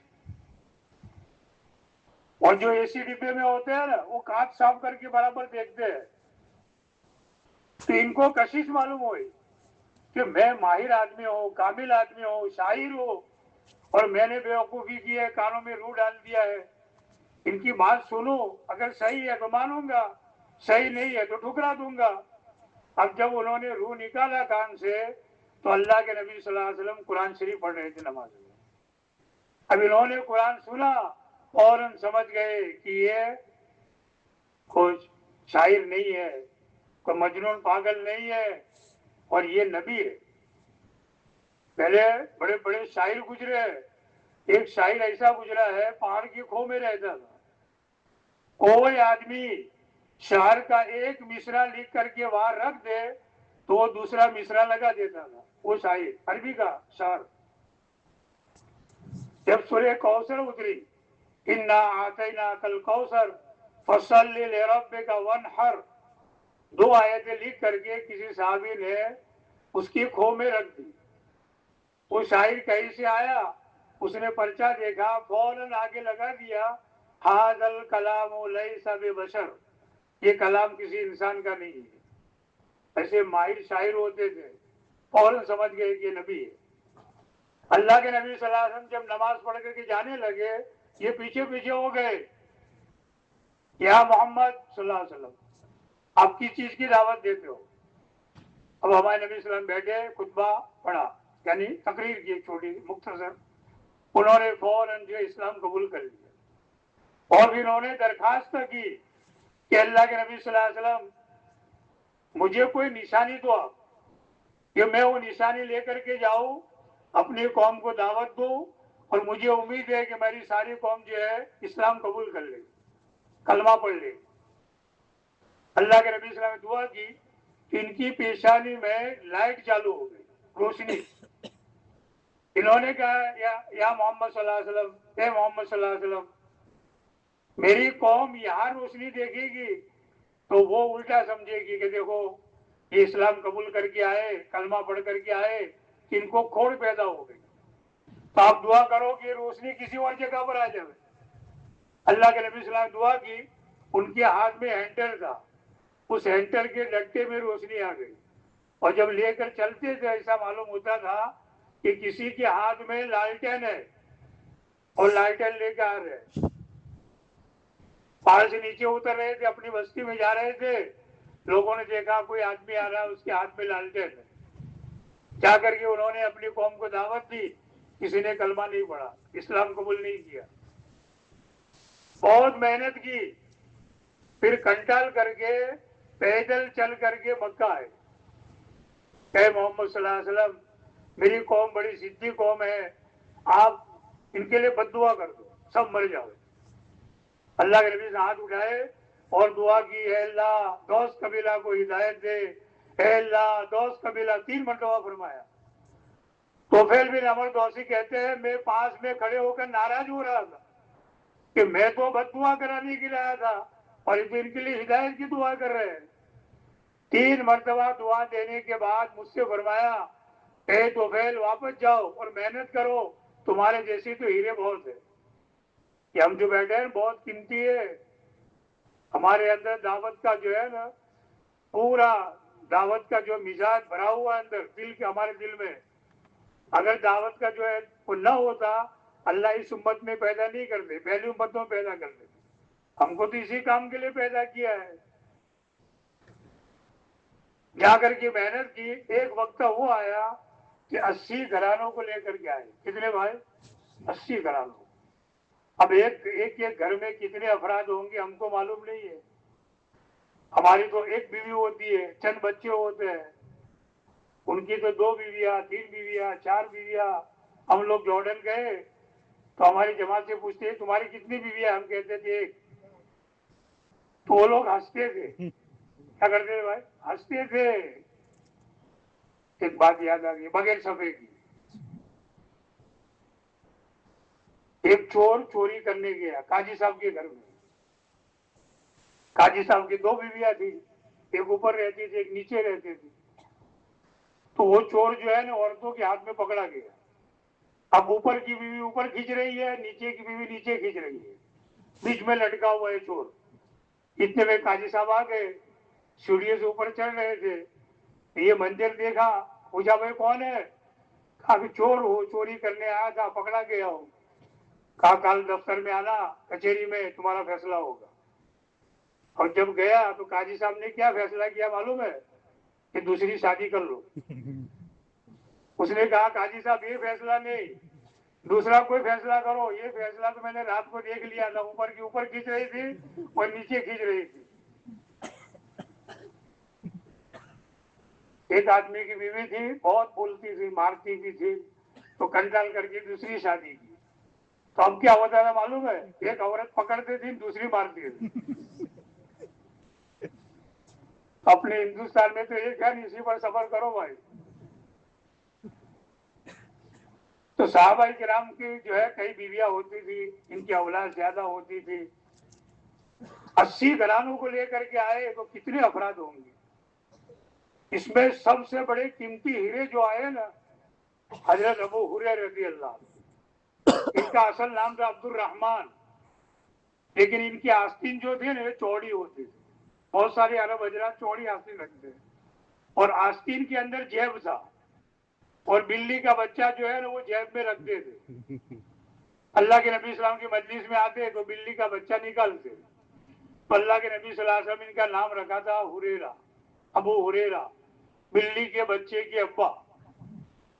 انہوں نے دعا کرائی تھی کہ اللہ کے نبی صاحب دعا کرو میری میرے گھرانے کی محبت اللہ ہر ایک کے دل میں ڈال دے. اب دیکھ لو ابو ہریرہ رضی اللہ عنہ کا جب نام آتا ہے تو دل کے اندر ایک خوشی گزرتی ہے. اللہ کے نبی صلی اللہ علیہ وسلم کی دعا کا اثر ہے. ان کو 5000 سے زیادہ حدیثیں جو ہے ان کی روایت میں آتی ہے کتابوں میں.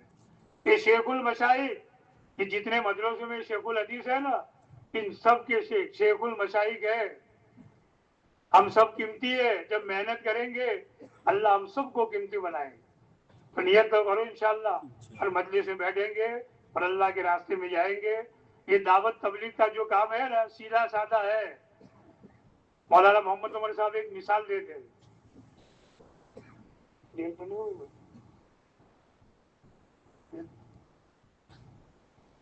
ایک تاجر، بمبئی کا ایک تاجر کروڑوں کا ہیرا لے کر کے دہلی جا رہا تھا.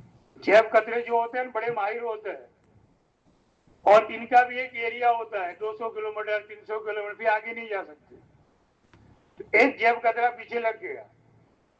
ان کے جیب کپڑے وغیرہ سوٹ کے سب سامان دیکھ لیا، ہیرا ملا نہیں، اور اس کا ایریا پورا ہو گیا. اب اس نے دوسرے جیب کترے کے ہاتھ پر بیپاری کو بیچ دیا کہ بھائی بیپاری تیرا اتنے پیسے مجھے دے دے. یہ تو لے کے چلا گیا. اب دوسرے جیب کترے نے کام شروع کیا. اس کے جیب، اس کا جو بغل پھیلا تھا سب تلاش کر دیا، لیکن ہیرا ملا نہیں، اور اس کا بھی ایریا پورا ہو گیا. تو تھوڑی قیمت بڑھا کر کے اس بیپاری کو تیسرے کو بیچ دیا. یوں کرتے کرتے آخر میں جس نے خریدا تھا اس نے بڑی قیمت دی تھی، اس نے بہت محنت کی، لیکن ہیرا اس کے ہاتھ میں نہیں آیا. اب دہلی آنے کی تیاری تھی. پاس میں آ کے بیٹھا کہ بھائی صاحب ایک بات بتاؤ، تمہارے پاس ایک ہیرا ہے؟ تو وہ چونک گیا کہ نہیں ہے. کہ بالکل ہے.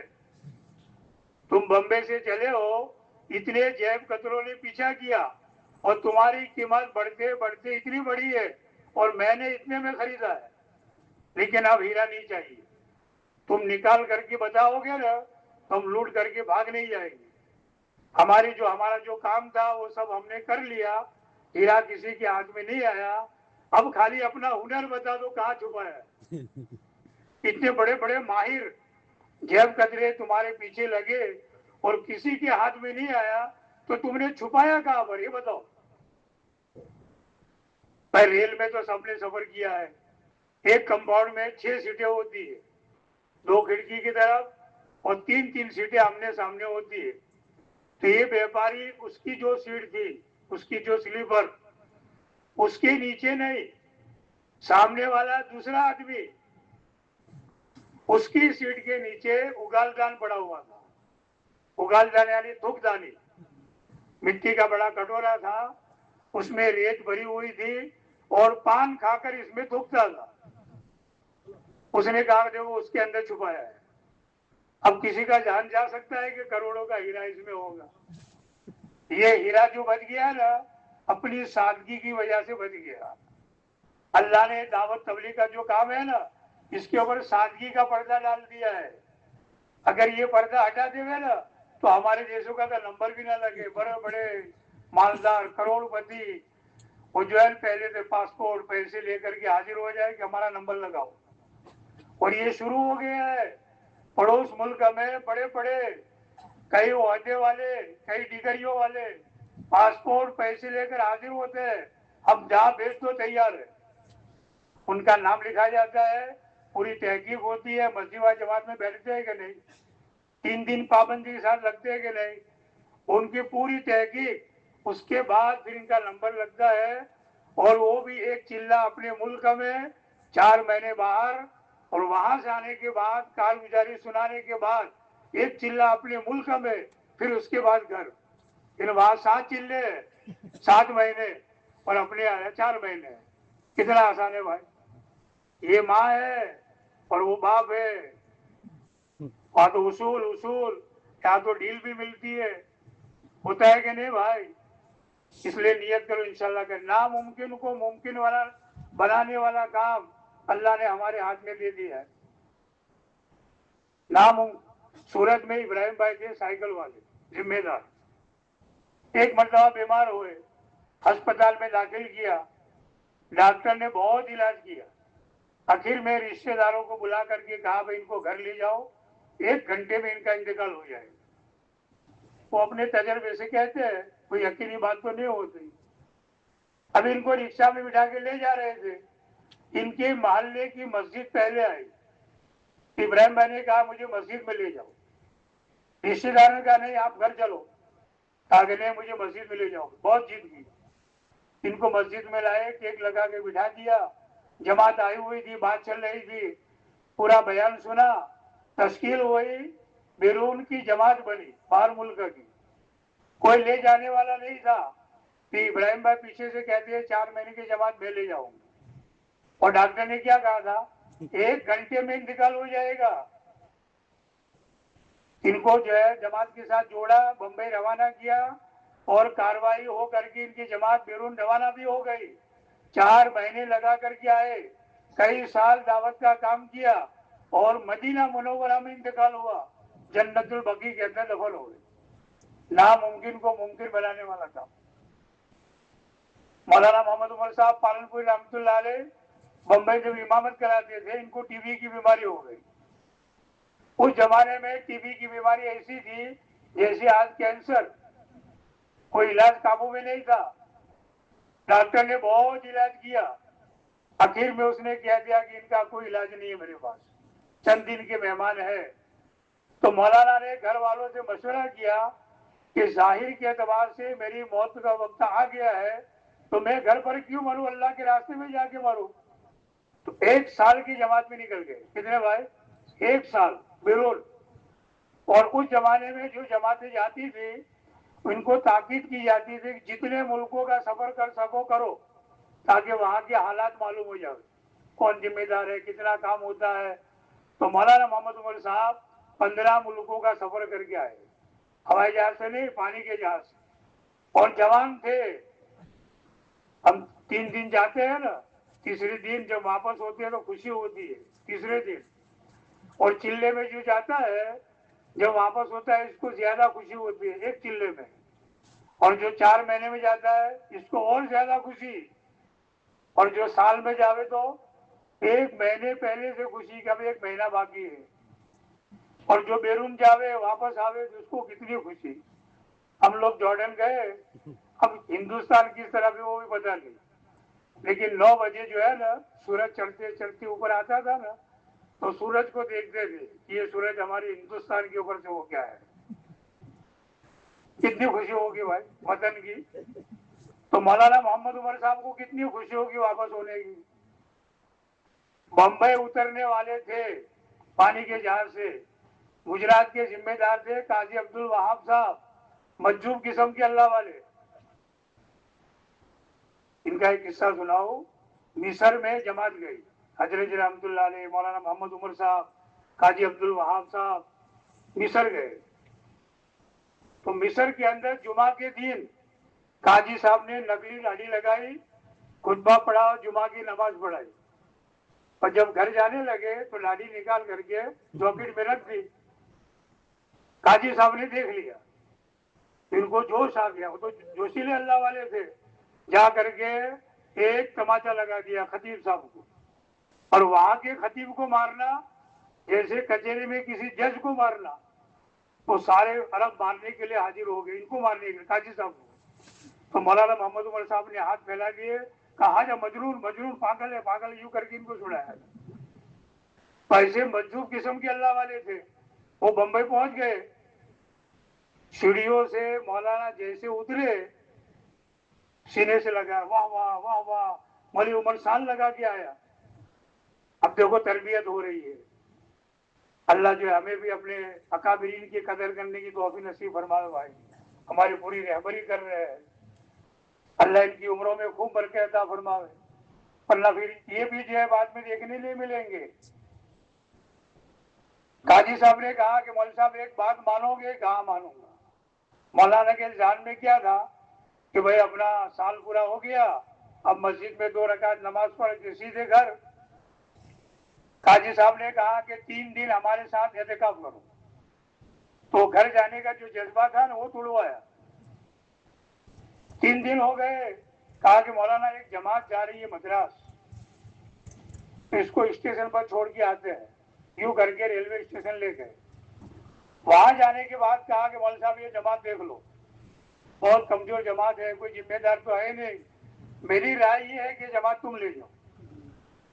مولانا فرماتے تھے کہ دعوت کے پورے دور میں سب سے زیادہ جو بوجھ مجھے پڑا تھا وہ یہاں پڑا تھا.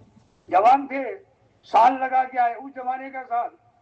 اور کہا بھائی ابھی گھر نہیں گئے, 3 دن احتکاب کرایا اور سیدھے چلے میں بھیج رہے. کہ میں نے قاضی صاحب کی بات مان لی, گاڑی میں بیٹھ گیا.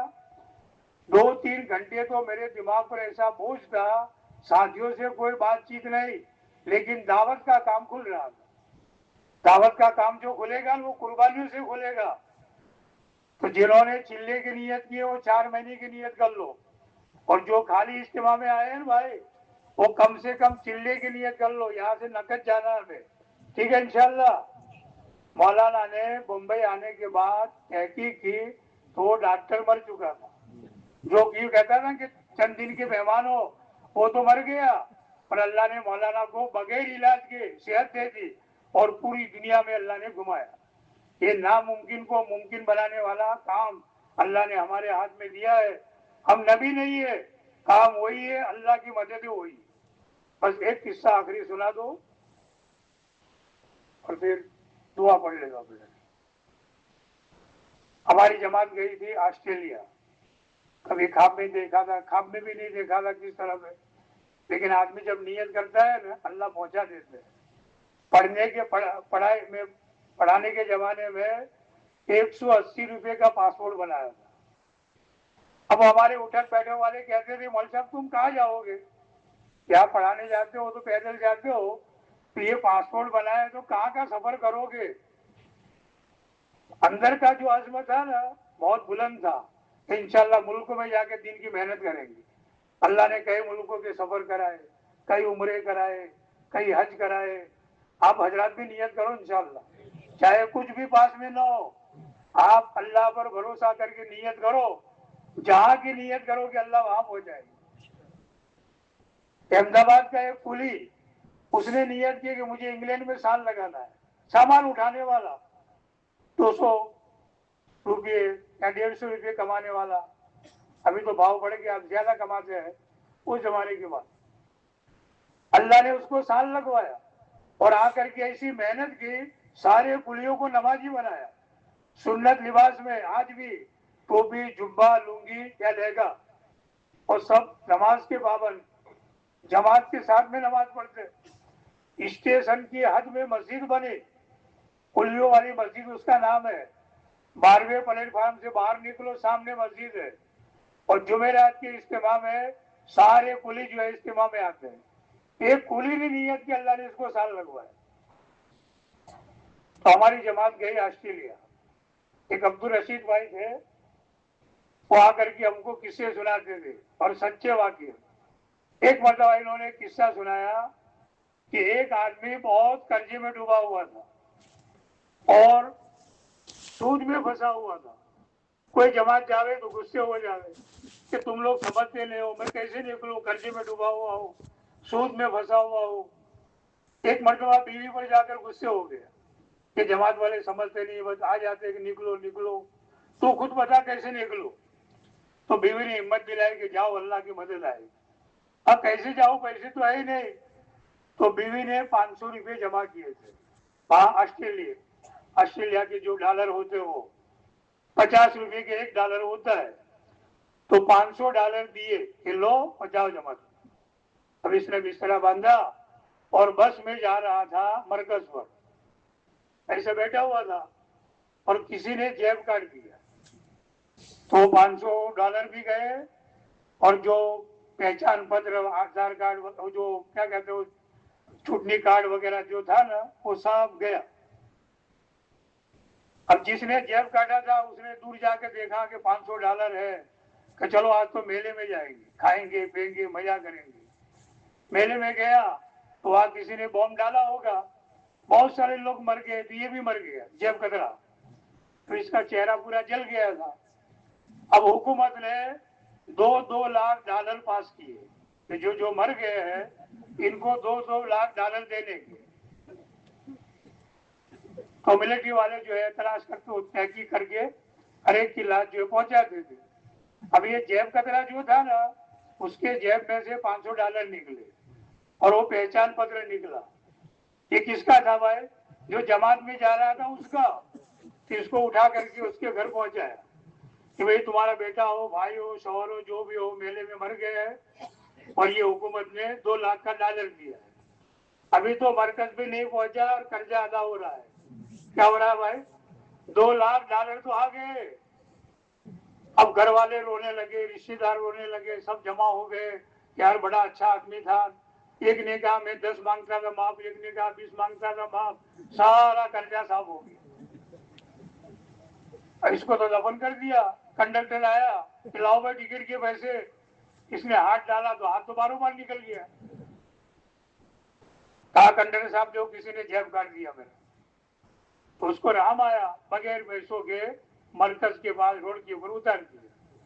मरकज पर गया, जिम्मेदारों से बात की कि मैं ऐसा था, घर वालों ने पैसे दिए, चिल्ले में आ रहा था और मेरा जेब कट गया।